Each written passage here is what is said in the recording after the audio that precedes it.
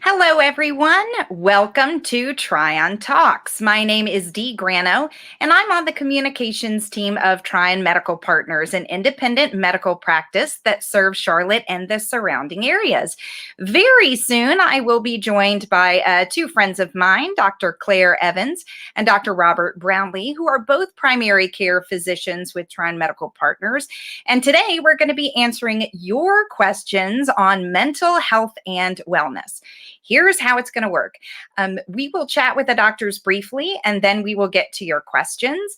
Please ask questions in the comments section of this Facebook Live, and we will get to as many of them as we can. Now, if we end up not answering your question, we will circle back around to you, rest assured. This conversation will also be made available on Tryon Medical Partners YouTube channel, where captions will be available for those who need them. So we are focusing on mental health today, but I did want to take a moment just to let everyone know that if you are having a mental health crisis, please don't put off getting help. A mental health emergency is an emergency. There are those of us who have lost jobs. There are those of us who are working with children at home, schooling them. There are people who are essential workers that live in fear of catching coronavirus and developing COVID-19.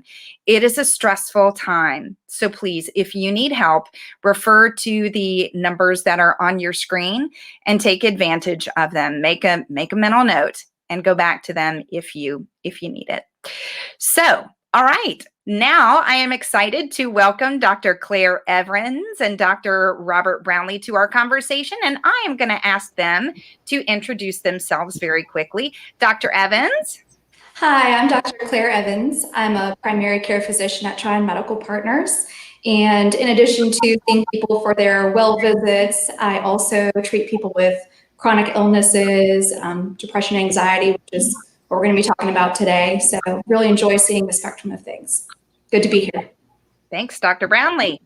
Yeah, Dr. Robert Brownlee. I'm also a primary care physician at Tryon. I work at our South Park office. Just like Claire, I do regular primary care, but also do a little bit of subspecialty with mental health. Awesome. Okay, first burning question. What do you guys do to de-stress? Dr. Evans, why don't you go first? Sure. A couple things come to mind. Sometimes I'll walk, listen to music, kind of try to get out of my head a little bit, or at the end of the day, have a cup of tea, just to try to unwind again, turn off all those little things going on in the mind before trying to relax to go to bed. Good call. Dr. Brownlee, what about you? Yeah, I don't unfortunately get to do any of that. I come home and am basically attacked by two small children. So as soon as I walk in the house, I'm playing with my two boys, which, I'm sure has its own stress and chaos to some degree, but it is also, you really live in the moment when you're playing and hanging out with them. And that helps kind of the stress of the workday melt away pretty easily.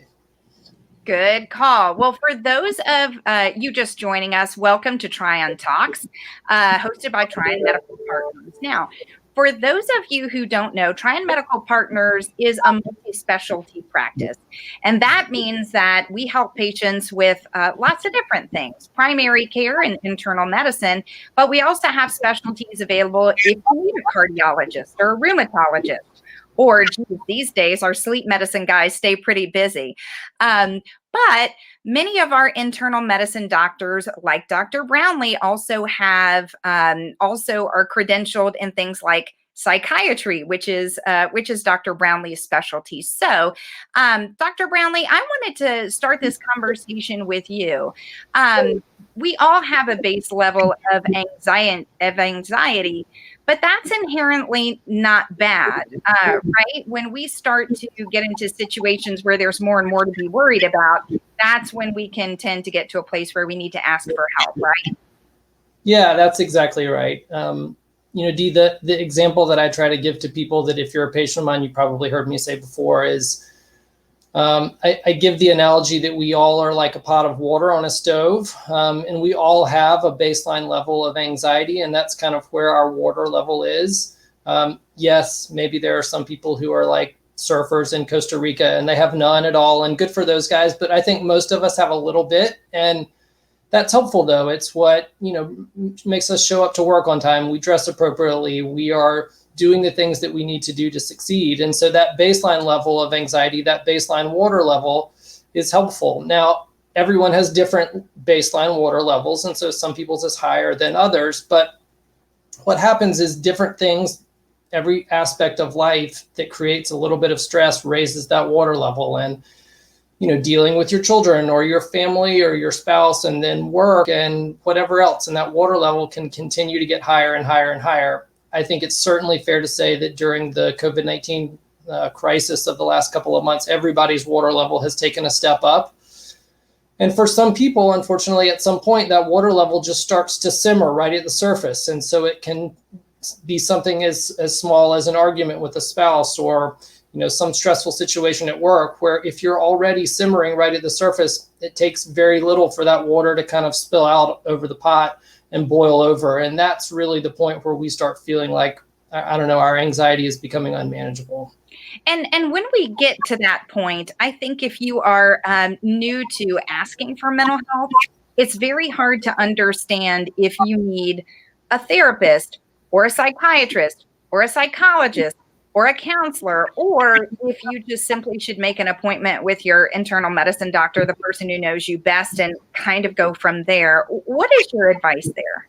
Sure. So you're absolutely right. It's very confusing, I think, for many people. Even other physicians sometimes get these things or use those terms interchangeably. But really, a psychiatrist is someone who went to medical school just like we all did, is a physician, and is is the person that usually prescribes psychiatric medications in a very advanced setting.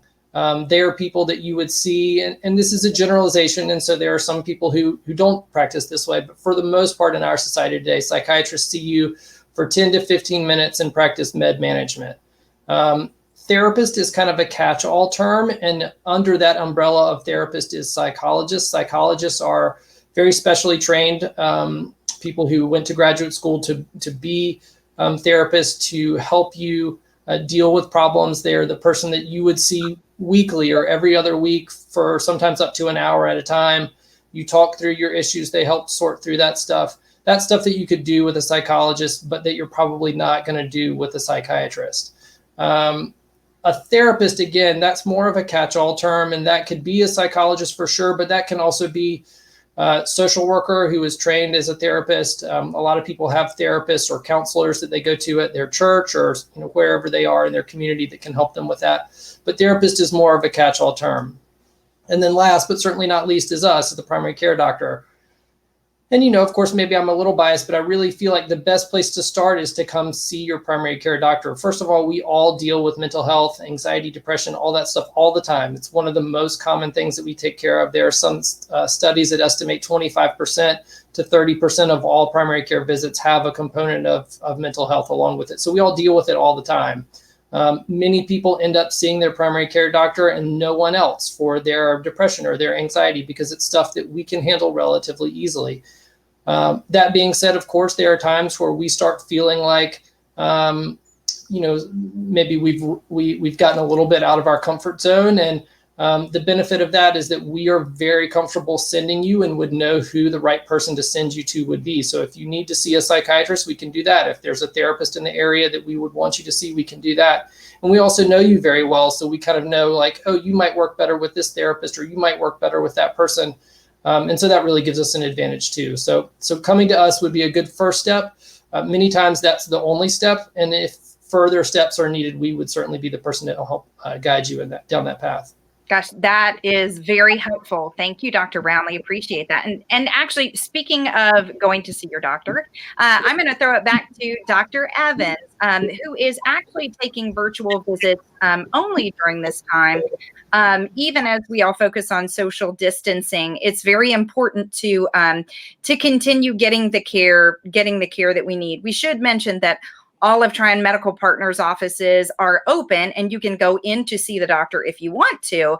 But virtual visits are also an excellent option. So Dr. Evans, can you talk to us a little bit specifically about how virtual visits help patients address their mental health concerns with their physicians? Yeah, so first I just want to reinforce what you said. Even though there's a lot going on right now, people should absolutely not be afraid to see their doctor when they need to. So whether it's a physical condition or a mental health condition, we're still up and running. We're here for you, whether it's in the office or, as we're going to talk about, through a virtual visit. So virtual visits are, I think, one of the positive things that have come out of the whole pandemic is just the accessibility that people have to their physician. I'm seeing people only in the virtual visits currently. So I've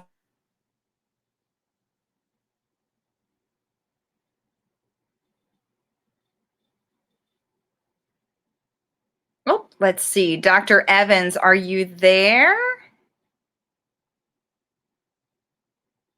All right. Well, I think what we're going to do is we are going to bring Dr. Brownlee back into the conversation. So, Dr. Brownlee, I would like to get to our first question for you, and that is John has asked for new vaccines that are developed. How do we know that they're safe?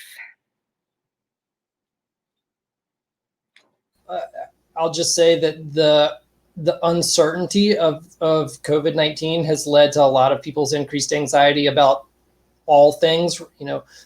Vaccine is a great one, and certainly something that people have a lot of questions about.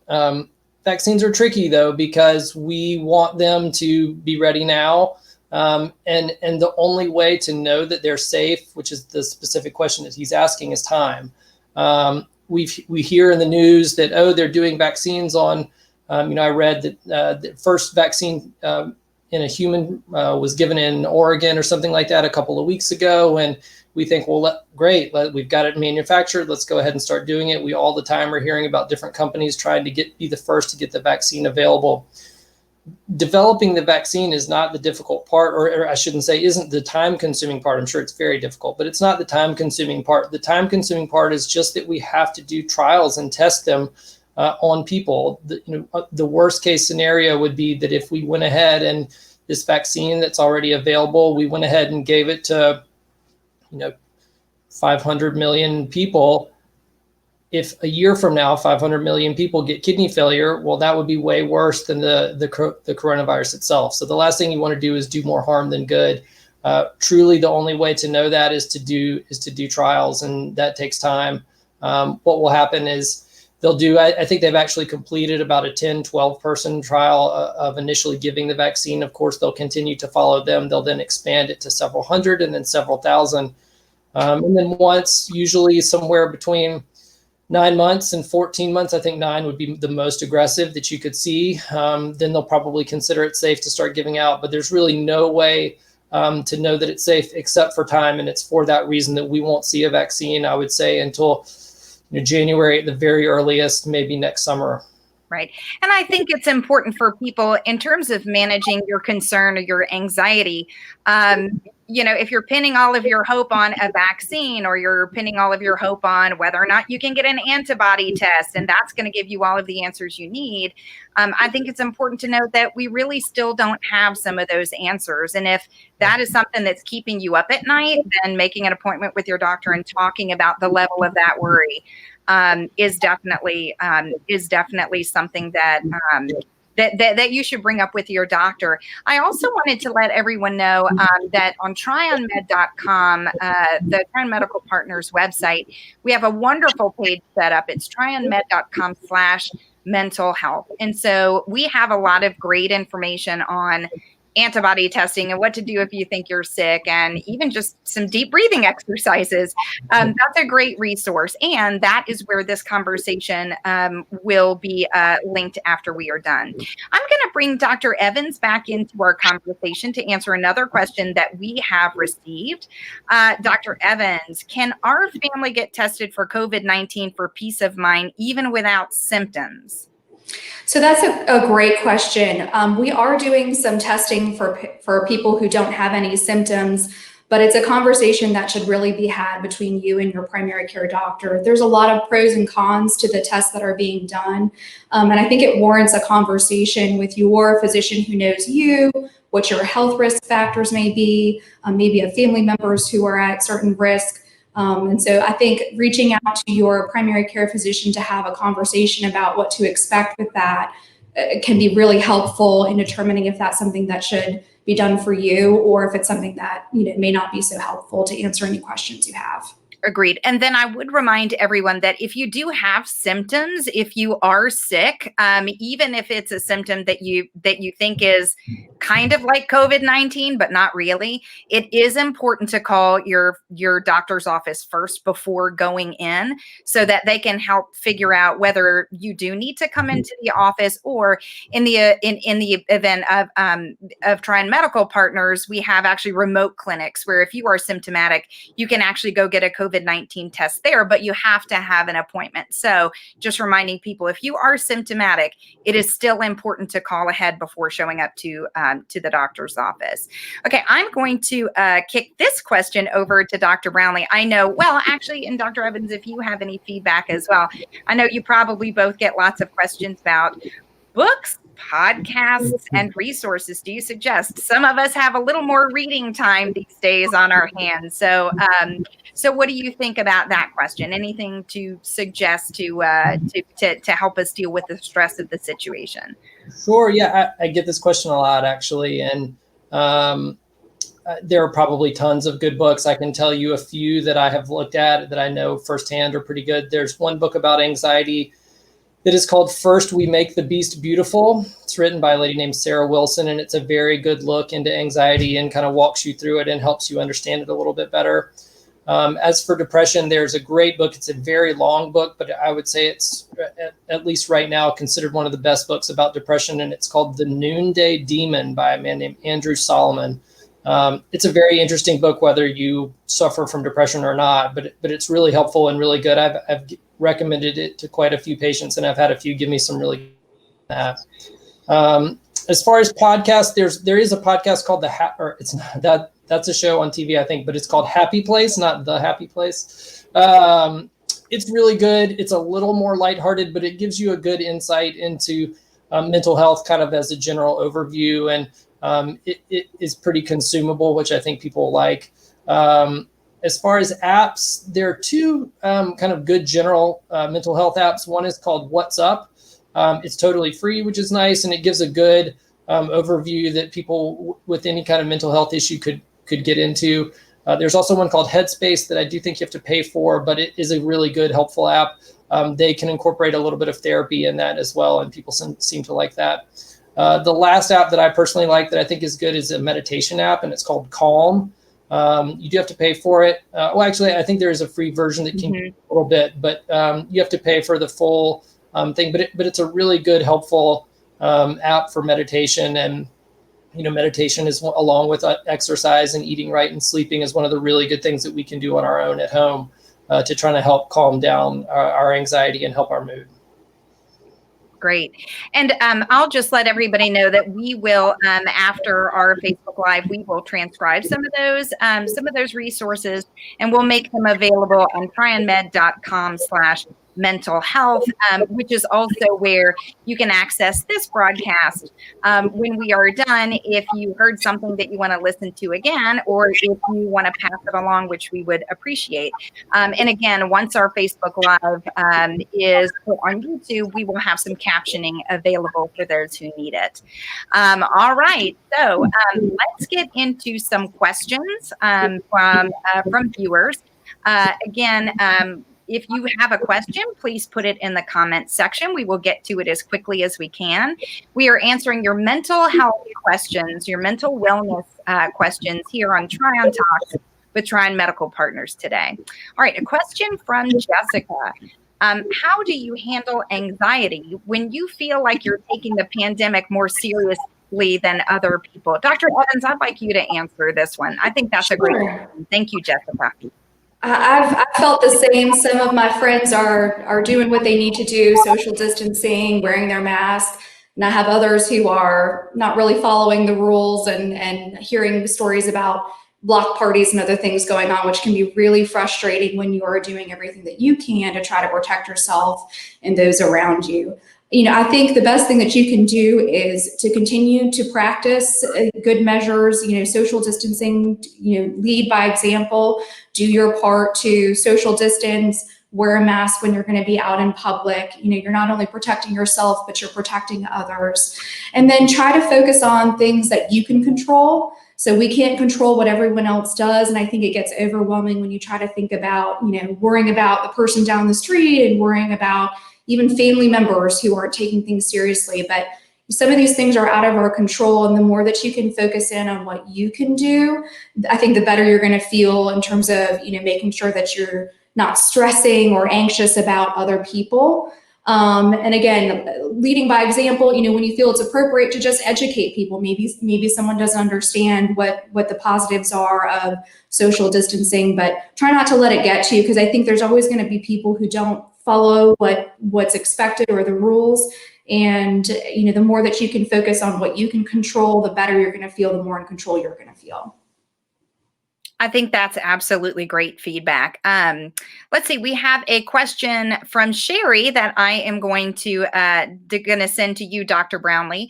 Are Tryon Medical Partners doctors and staff wearing masks, gloves, PPE? I think that is going to be Webster's abbreviation of the year, and making patients do the same. So if you can tell us a little bit about how we're handling that at Tryon Medical Partners, that would be great.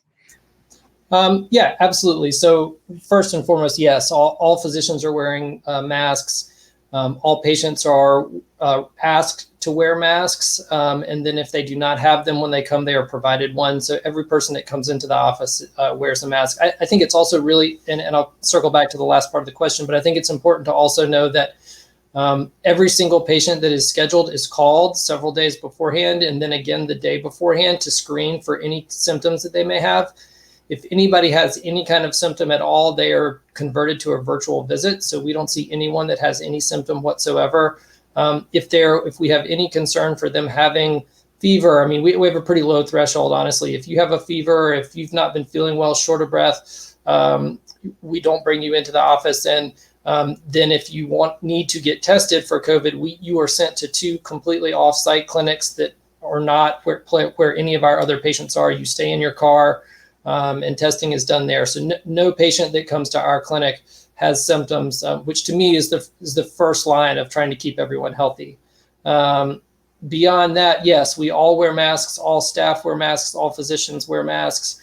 Gloves are, and as all do patients. Gloves are a little bit different.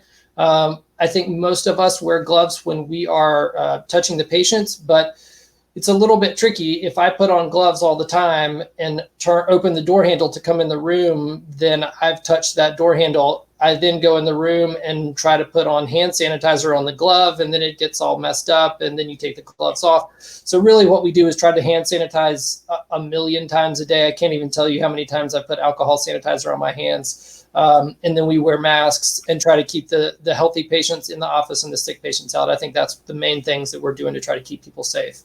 Yep, and we've also been really working very hard to educate patients too, that we are asking them to socially distance. So whether it's in the waiting room or when you are checking in for your appointment, that it's extremely important to stay 6 feet away from the person that you're in front of or behind. And the other thing that we are also asking patients to do is to limit the number of people who come with them to their appointment. So if you need someone to drive you, if you need someone to, take notes for you, we ask that you limit that to one person, just to keep as few people in the office as possible. Again, virtual visit is always a great option, but I mean, I think one of the things that we are really, really driving home at Tryon Medical Partners as well is, if you need to see the doctor, go. If you are choosing between getting a refill or letting your diabetes get out of check or a chronic condition like that, don't wait, because that will make you sicker, and heaven forbid you get COVID-19. It's way harder to fight. All right, Dr. Evans, I want to bring you to pitch this one over to you. It looks like Krissa. Krissa asks, do you think mental health is more socially acceptable to talk about because of the pandemic?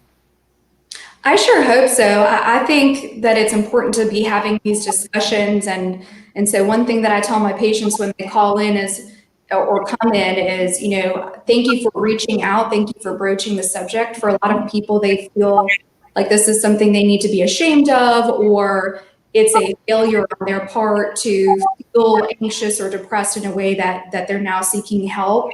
But I try to turn it around. I really view it as a strength to know what your own limits are and to know when you're not feeling yourself. And so I really encourage anybody out there, even if it's just, an inkling or a consideration, maybe I have it, maybe I don't, reach out, because we can help you determine whether this is something that, is a temporary thing because of recent stressors, how to manage that. We've described a few things here to help manage stress, like diet, exercise, meditation, some of these other resources that are available. But I love that it's opening this discussion, and your primary care physician can certainly help you continue that discussion, and help guide you towards, if this is something that you want to speak to a therapist, psychologist, if you need psychiatry, or if something that we can manage on our own, even with medications. So I think that this has really opened people's eyes to maybe some underlying anxiety that's now boiled over, to bring it back to that boiling pot point where we each have our level. And so this may be just tipping people over the edge. And so I think it's great that it's opening these discussions. And of course, May being Mental Health Awareness Month, I think this is a really important time to be discussing these things. But I hope it brings it to light. I hope people start to feel more comfortable. And as Dr. Brownlee mentioned earlier, this is a big part of what we do. 25 to 30% of the patients we see are for mental health issues. So if you're not hearing about it, know now that it's out there, and we can certainly help with it. And again, I just want to reference, if there is a difference between having anxiety, having your pot of water boil over to the point where you are really struggling, and there's being in crisis. So again, I want to reference our National Suicide Prevention Lifeline that you can see on the screen. And whether you need it now or you need it later, if you need it, use it. That is why it is there. For those of you who were just joining us, thank you. We are in the middle of Tryon Talks with Tryon Medical Partners, Doctors Claire Evans and Robert Brownlee. If you have a general mental health question for our doctors, please put it in the comments below. Dr. Brownlee, I'm going to send this one to you. Nikki is asking, is there any advice for students dealing with stress due to online learning? Yeah, for sure. I think that's a huge challenge, right? Whether you are honestly a 4, which my son is, and doing these like Zoom calls, which I don't know how much he's getting out of that, but something, to really being in grad school, everyone is doing some form of online learning, and I think that's really stressful. It just puts us out of our comfort zone, and that's really difficult. Truthfully, I think one of the best things that you can do, particularly as a student in the school environment, is to try to maintain some form of a schedule. It's really easy to break our routines and sleep late and flip-flop day and night. I saw a funny thing that said 9 p.m. is the official time to change out of last night's pajamas into tonight's pajamas. It's funny, but actually what's really helpful is to try to maintain a routine. You get up, you eat breakfast. If you exercise, which I would strongly recommend, go for a run, then, set a time every day that's going to be your time to do your work online. Try to get good sleep, keep that time at nighttime, eat your meals, all of that. One of the real pitfalls is that everyone's schedule is so in such disarray that that alone is creating more stress than really it should be. Definitely. Thank you, Nikki. That was a wonderful question. And actually, as a parent who is homeschooling two young children, I would also say just frequent breaks. And I totally agree with Dr. Brownlee. Just getting outside just to give your eyes a break. I think everyone everyone from all of the time that we're spending on the computer. I know that a lot of students are complaining, man, my eyes just hurt. Okay, Dr. Evans, I'm going to send this one over to you. I know a lot of people are experiencing this. Debbie says she can fall asleep, but then wakes up and can't turn her mind off. Any suggestions to help relax and get back to sleep? It's a great question. Sleep is so important to feeling functional the next day. And it's one of those things where when you have anxiety, you can't sleep. And then when you're trying to function the next day, your anxiety is worse because you haven't slept. So this is a kind of revolving door of issues. And so you're exactly right. It's important to think of ways to help break that cycle. There's a couple of things that come to mind. One of them is if something specific is keeping you up, like you're thinking about a list of things that you have to do, or you're worried about something, to write it down. Our mind continues to try to function. And if something's bothering you, you may just replay that over and over. And I'm guilty of this. I used to make lists about things and worry about, oh my gosh, don't forget to bring something tomorrow. So rather than letting your mind continue to work that over while you're trying to sleep, write it down so that you can let it go. So sometimes people will keep like a little journal by the bedside. You don't want to turn on a bunch of lights and things because that's going to wake you up too. But if you can just jot something down, a little note to try to let your body relax and let your mind relax so that you can get back to sleep. Another tip would be, to get up. If you really can't sleep, you can't fall asleep, it's been several minutes, get up and do something boring. So your bed really should just be for sleep. And so when you're lying awake, looking at your phone, watching a movie, doing other things, it kind of trains your body to be confused about, what am I doing in bed? Am I reading now? Am I watching a movie now? What am I doing? So reserve those things for elsewhere in the house. So, go to another room, read something boring, try not to get on any electronics because all that light can be stimulating, wake you up further. But, read the newspaper or something you're not interested in, just to get your mind to start to be bored and relax. And when you're feeling sleepy, then return back to bed and see if that's kind of shut down all that extra noise that might be going on. I think that's great feedback. And I want to reference again the Tryon Medical Partners website. We have a lot of really great information at tryonmed.com/mental health. But we also have a wealth of information under the resources section of our site about sleep and sleep hygiene. What are the top 5 things you should not do an hour before bed, or what are some of the other things that you can do to at least increase your chances of getting a good night's sleep. So I would also encourage anyone to look at some of the great resources that our sleep medicine doctors have created for our website as well. That might help you. So Debbie, thanks. That's a wonderful question. Dr. Brownlee, Beth asks, is crisis something that can come and go? Or you get close but are able to come down from it yourself, but then something else happens days or weeks later and that feeling comes back again? Yeah, absolutely. I'll kind of go back and reference the analogy that we talked about at the beginning with the pot of water. A lot of times what happens is that water level starts to simmer, and you feel like you're vibrating at too high of a level, or things are going too fast around you, or your mind is racing, or whatever. And it takes very little to tip that water out over the pot and feel like the water's boiling over. But it usually does take something. And so what can happen is things can accumulate and things can escalate and de-escalate, I guess I should say. And that happens constantly throughout the day. And so as things continue to build on us, it gets to a point where they may start to boil over, where our anxiety starts to boil over and where we feel like we're in crisis.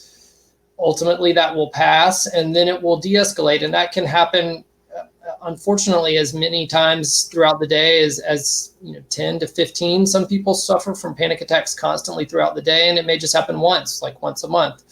One of the problems is, particularly with anxiety and panic and crisis, things tend to build on themselves negatively. And so what happens is let's say your first symptom of feeling extra anxious, like that pot of water is boiling over, is that your heart starts to beat quickly on you.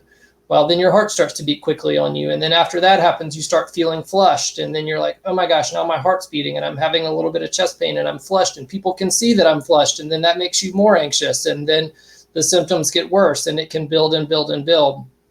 Just in the same way, though, positive things can build on themselves as well. And so as you start to de-escalate, that can get better and better and better. So for sure, the short answer to the question is yes, absolutely. Crisis can come and go. Hopefully not frequently, but it can for many people happen kind of throughout the day. It's a great question. That's a great question. All right, Dr. Evans, this is a good one. I know for many people who are either unemployed and starting new jobs, or for folks who are expected to report back to work as phases of reopening continue, this is on a lot of people's minds. What measures should employers consider before bringing employees back? That's a great and I think pretty complicated question. There's a lot of different businesses with different services and abilities to help keep people safe. I think the primary things that you can do are listen to CDC recommendations, wearing a mask. So I know there's been a lot of discussion about that, but I think, protecting yourself and protecting others, it's up to each individual business to make decisions about whether they're going to require customers to come in wearing masks as well. So that should be, well thought out and discussed what the pros and cons are. But CDC now is recommending, for people to wear masks and also for social distancing. So considering how to apply those to your business to help keep everyone safe. And then just for employers as well as employees to know that if you have a health condition or a specific concern about returning to work, and maybe you need, special restrictions or considerations, that you can always reach out to your physician to help, guide you what those may be and help document that as well. But yeah, it's a tough one. But I think, again, just masking, social distancing, clean hands, and making sure that you and your employees are really well aware of how to do those things correctly. So I've been in some grocery stores where the people, the customers as well as the staff working there are wearing their masks around their mouth, but not around their noses. And that's not how to wear a mask and how to protect yourself. So not only putting those measures in place, but making sure that you're doing them appropriately to get the best prevention measures in place. Right, that's great feedback. And if there are any folks who are listening who are actually business owners, or you are the manager of a company, Tryon Medical Partners actually does have a sister organization, and it is called Tryon Direct. You can learn a lot more about that organization at tryondirect.com, and that is actually that is actually what they do. Our physicians work very close with the Tryon Direct staff with employers to help keep their employees healthy. And so a lot of what our physicians do is provide the exact same kind of feedback that Dr. Evans is talking about. So again, if you're a business owner or you are the manager of a company and you're struggling with exactly this, exactly how and when to bring employees back and how to do so safely, I would highly recommend checking out tryondirect.com. Okay, great. Dr. Brownlee, I want to bring you back into the conversation here with a question from Jessica. This is related to what we've been discussing. I try to worry about what I can control, but what happens when I go back to the office and you can't control the people around you? Yeah, it's a really tough one, and that's something we're all going to face a little bit. I guess the easiest answer to that question is you first of all focus on what you said, Jessica, which is doing the things that you can. So you wear your mask, you get your hand sanitizer, you try to distance yourself as much as you can from other people, and you be very careful about it. There's going to be a point, most likely at some point coming relatively soon, where your employer requires you to go back to work, or there are just going to be situations where you're going to find yourself around other people who aren't taking this as seriously as you probably should or as you are. And then it makes it really hard. I think the best advice I can give you is try to focus on the things you can control and try to live in the moment, in the now. There's an old saying that says, People who are depressed focus too much on the past. People who are anxious focus too much on the future, and people who are calm live in the now. I had a patient the other day who said, it's hard. He had gotten the sniffles, which he thought was allergies, which was, like the worst irony that we could have to have all this happening during allergy season. But he had some allergies, and he had gotten some sniffles and was sniffling a little bit before he went to bed. And he talked to his wife the next morning, and his wife said she was up all night because she had already was like planning out their will, because she was convinced that he had COVID and he was going to die, and what were they going to do and all this stuff. So, I mean, this happens. You get too far ahead of yourself. So I think, Jessica, what I would say in these situations is don't get too far down the line of, oh my gosh, I'm going to get COVID. I'm going to give it to my family. I'm going to give it to my children or my grandparents or whatever. Do absolutely the things that you can do. And really, that's all we can try to do right now. So. Agreed. Okay, let's see. Dr. Evans, here's a question for you. Clara asks, do you recommend medication to help people control anxiety during this time of uncertainty? Great question. Great question. Yeah, thanks. That's a complicated answer. It depends. So that depends on how you're feeling, what your severity of symptoms are, and what your health history entails. So that's a great question to talk to your primary care doctor about.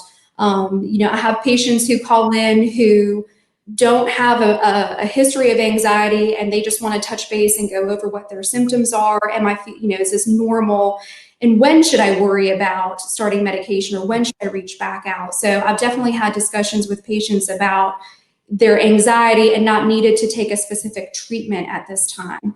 I also have patients who call in who have new, true anxiety that should be medicated, or patients who have a history of anxiety who may or may not be on medications now that need adjustments to their medications. And so we're absolutely able to help determine that through discussion with you about how you're feeling, what your symptoms are, and then together make a decision about, do I need medicine and what might that be? So there's a huge variety of medications that we use to treat anxiety and depression. Some of them are as needed medications, some of them are daily medications. And so it really just depends on the individual and what's going on. But that's definitely a conversation that we are frequently having. And that if you have a specific question about it, absolutely reach out to your primary care physician, or if you don't have one, now is a great time to establish with somebody so they can get to know you and help you make that decision. Absolutely. Just to kind of hop on what Claire said, and I can speak for myself, but I know everyone else does too. We all prescribe medicines for anxiety all the time. I do think it's important to kind of echo what she said, which is that's not the go-to. We don't necessarily go to that right off. So don't think if you're coming in that you're going to get forced medication on you at all. I always tell people, whether it's medication or going to see a therapist, the last thing you need is for me to force you into any of those options. If I say, oh, you really have to go see a therapist and you don't want to, it's not going to be productive. If I tell you, oh, you really have to take this medicine and that's not really what you're into, then that's not going to be helpful.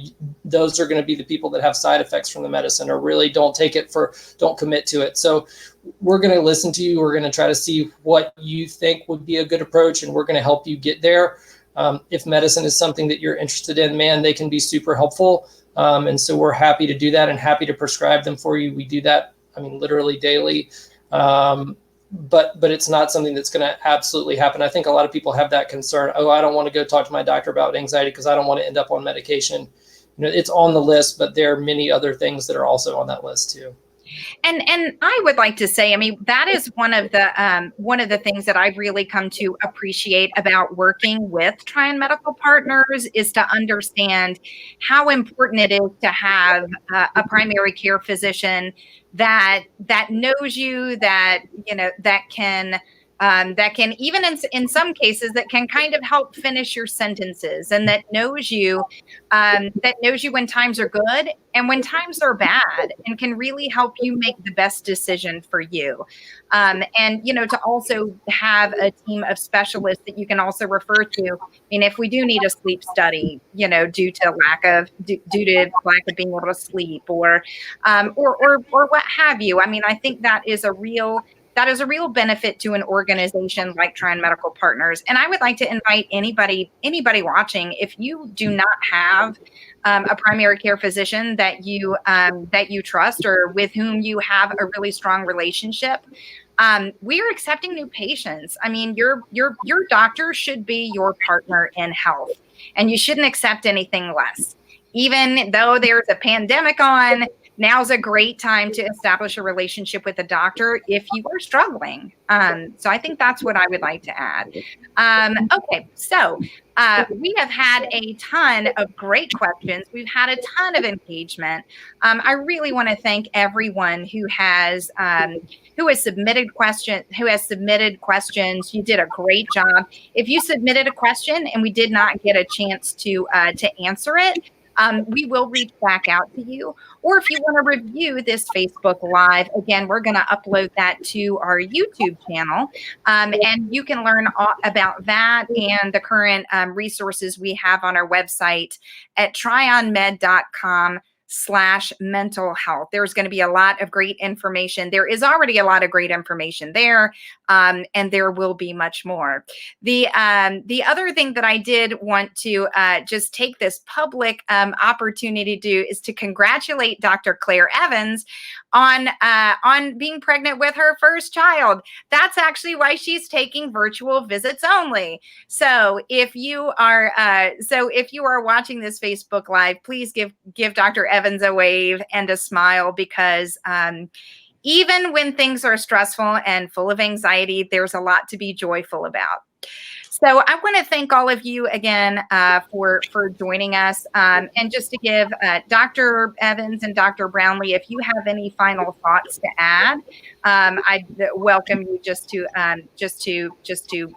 share them now. Sure, I can go first. Yeah, I mean, I'll just kind of echo what we've said all along, which is I feel like, and I'm sure Claire does as well, our role is to kind of help guide you through everything. This is a particularly tough time for literally everyone in the world. And so hopefully if you're already a patient of ours, come in and discuss with your primary care doctor, either through a virtual visit or in the office, whatever it is that's bothering you, whether it's anxiety or depression, or, do I have COVID, or whatever is going on. And if you're a new patient and you don't have a primary care doctor, we've actually had quite a few patients come in because they thought, man, I probably should have a primary care doctor. So feel free to come in and establish with any of us. Great. Dr. Evans, did you have anything to add?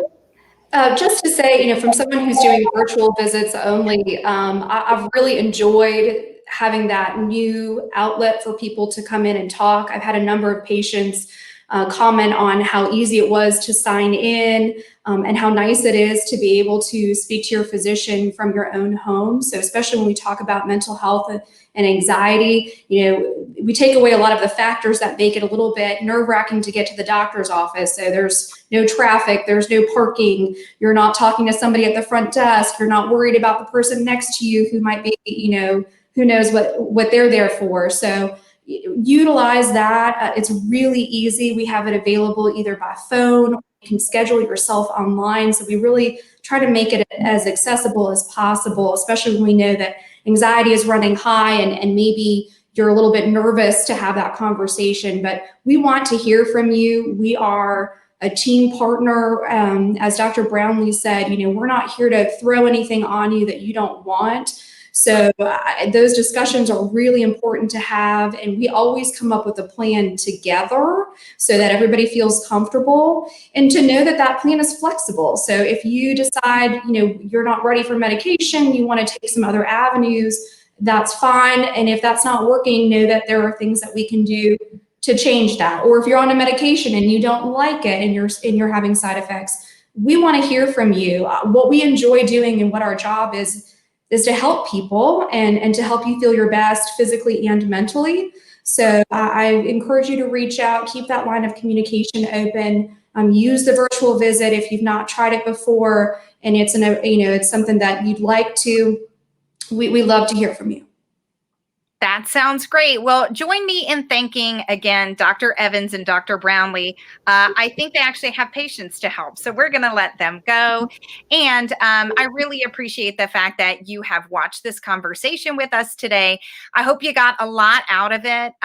We are here for you if you have any questions, if you need something. Our Facebook and Twitter pages are always open. And if you would like to join us for the next Tryon Talks, please sign up for our email newsletter. That is a great way to keep track of upcoming events that Tryon Medical Partners is hosting, like Facebook Lives. But we also have a monthly newsletter that we call Health Hacks. And it contains a lot of great information from our doctors, our advanced care providers, and people who are looking to help. Again, tryonmed.com/mental health is also a great place to go. And if you are interested in possibly attending a blood drive that we are going to be having Friday of next week, during that blood drive, we will be offering free antibody testing. That is a blood drive that is going to be offered in partnership with the Blood Connection.